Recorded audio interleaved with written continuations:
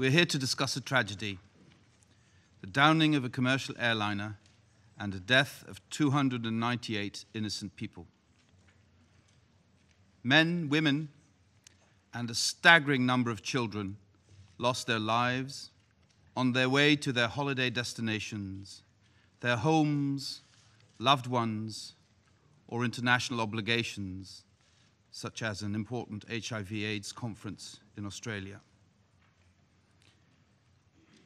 Since Thursday, I've been thinking how horrible must have been the final moments of their lives when they knew the plane was going down. Did they lock hands with their loved ones? Did they hold their children close to their hearts?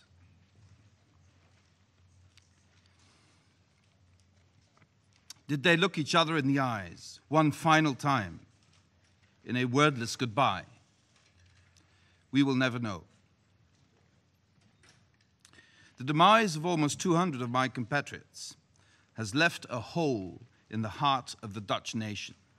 It has caused grief, anger, and despair. Grief for the loss of the loved ones, anger for the outrage of the downing of a civilian airplane, and despair after witnessing the excruciatingly slow process of securing the crash site and recovering the remains of the victims. It is fitting that this august council should take position on this matter, and I welcome the adoption of today's resolution of the United Nations Security Council, which was tabled by Australia and which the Netherlands co-sponsored. I thank the countries which expressed support for it. And I particularly want to thank Julie Bishop personally. Julie, we are in this together.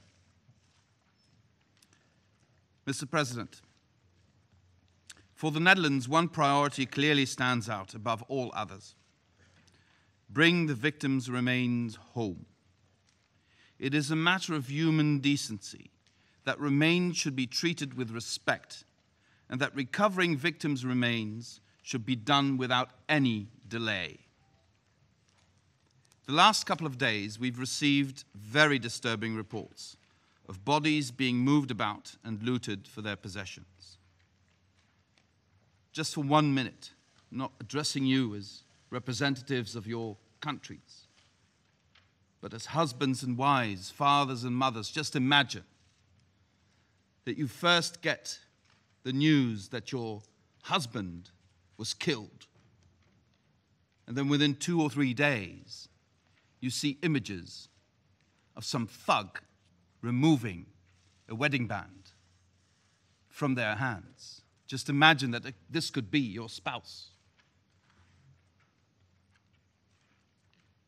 To my dying day, I will not understand that it took so much time for the rescue workers to be allowed to do their difficult jobs, and that human remains should be used in a political game. If somebody here around the table talks about a political game, this is the political game that has been played with human remains, and it is despicable.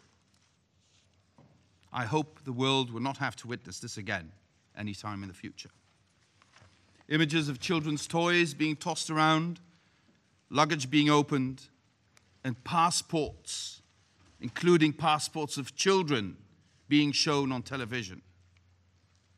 They are turning our grief and mourning into anger of a whole nation. We demand unimpeded access to the terrain. We demand respectful treatment of the crash site. We demand dignity for the victims and the multitudes who mourn their loss. I call on the international community, on this Security Council, on anyone with influence on the situation on the ground. Allow us to bring the victims' remains home to their loved ones without any further delay. They deserve to be home. As we are currently taking the lead in the forensic examination of the human remains, I pledge that the Netherlands will do its utmost to make sure that all remains will be identified and returned home, wherever that home may be. We will work intensively with all countries and international organizations involved to make this happen as soon as possible. Mr. President, I also welcome the setting up of a proper investigation into the cause of the tragedy of MH17, as envisaged in today's resolution. The Netherlands has agreed to assume a leading role in such an investigation, in close cooperation with the relevant countries, the United Nations, and ICAO. I am fully aware of the great responsibility we now take upon ourselves, and I give you my personal commitment that we will discharge this responsibility to the best of our abilities. As far as the safety and security of the site and the international investigators is concerned, I underline the responsibility the Security Council took upon itself with today's resolution to take additional measures if circumstances so require. Once the investigation ascertains who was responsible for the downing of the flight MH17, accountability and justice must be pursued and delivered. We owe it to the victims. We owe it to justice. We owe it to humanity.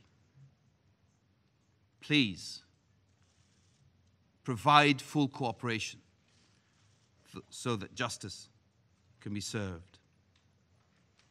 We will not rest until all facts are known and justice is served. I thank you, Mr. President.